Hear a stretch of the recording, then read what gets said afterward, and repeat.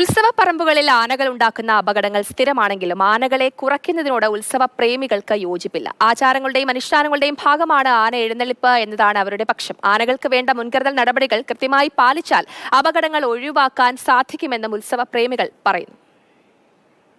വളരെ കാലങ്ങളായിട്ട് പല ക്ഷേത്രങ്ങളിലും നടന്നു വരുന്ന ഈ ഒരു ക്ഷേത്രകലകളിൽ പെടുന്ന ഒരു സംഭവമാണ് ആനയും പഞ്ചവാദ്യങ്ങളെന്നൊക്കെ. അപ്പം അത് ഒരിക്കലും നഷ്ടപ്പെടാത്ത രീതിയിൽ, ആർക്കും കോട്ടം തട്ടാത്ത രീതിയിൽ കൊണ്ടുപോകുക എന്നുള്ളതാണ് നമ്മുടെ ദേശത്തുള്ള ആൾക്കാരുടെയും കൂട്ടായ്മയുടെ അറിയിപ്പ്. ഞങ്ങൾ ഇവിടെ അറേഞ്ച് ചെയ്തിരിക്കുന്നത് ഇവിടെ നെറ്റൊക്കെ ഇട്ടിട്ട് നിർത്താനുള്ള സംവിധാനമുണ്ട്. പിന്നെ മൈതാനത്ത് റോഡുകളിലൂടെ വെള്ളം നനച്ച് ആനയ്ക്ക് തണുപ്പ് തട്ടുന്ന രീതിയിൽ എല്ലാ സംവിധാനങ്ങളും ചെയ്തിട്ടാണ് മണപ്പുള്ളിക്കാവ് വേല എല്ലാ കൊല്ലവും നടത്താറുള്ളത്. ഇത് ഒഴിച്ചുകൂടാൻ പറ്റാത്ത ഒരു ഘടകമാണ് ഈ ആനയും അതേപോലെ പഞ്ചവാദ്യം മറ്റ് മേളങ്ങളും എല്ലാം.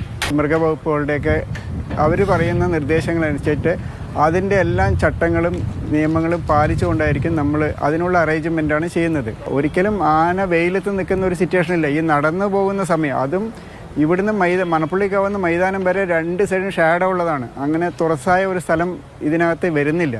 101% നാട്ടാന പരിപാലന ചട്ടത്തിൽ പറഞ്ഞ എല്ലാ മാനദണ്ഡങ്ങളും ഞങ്ങൾ പാലിക്കുന്നുണ്ട്. ഡോക്ടർ വിത്ത് ഗണ്ണ് സ്ക്വാഡ് എല്ലാം ഏൽപ്പിച്ചിട്ടുണ്ട്. മണപ്പുള്ളിക്കാവ് പോലെ തന്നെ തൃശ്ശൂർ പൂരം, അതുപോലെ തന്നെ ആറാട്ടുപുഴ പൂരത്തിനൊക്കെ എൻ്റെ ഇതിൽ 100-100 ചില ആനകൾ പങ്കെടുക്കുന്നതാണ്. അപ്പോൾ അവിടെയൊന്നും ഇത്രയും ഇത് പറ്റില്ല. പക്ഷേ ആനകൾ തമ്മിൽ മുട്ടി ഉരഞ്ഞ് നിൽക്കാത്ത രീതിയിൽ ആക്കി എഴുന്നള്ളിപ്പ് നടത്തണം. അപ്പോൾ അന്ന് 800 ചില ആനകളുള്ള, ഇന്ന് കേരളത്തിലാകെ 400 പേർ ആനകൾ മാത്രമേ ഉള്ളൂ.